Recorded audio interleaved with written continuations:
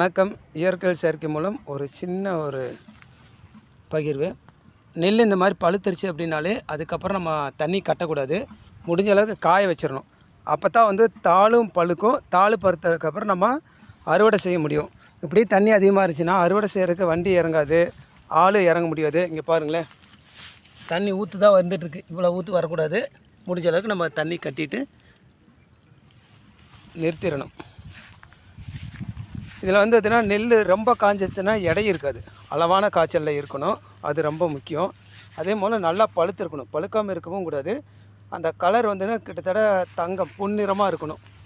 தங்கம் மாதிரி அந்த நேரம் வந்துருச்சுனாலே நம்ம தண்ணீரை நிறுத்திடணும். ஏன்னா நெல் பழுத்துருச்சு, அறுவடைக்கு தயாராகிருச்சு. வெற்றிகரமாக தை மாதமே ரெடி ஆயிடுச்சு. அறுவடைக்கு தான் முடியலை. இந்நேரம் அறுத்துருக்கலாம்.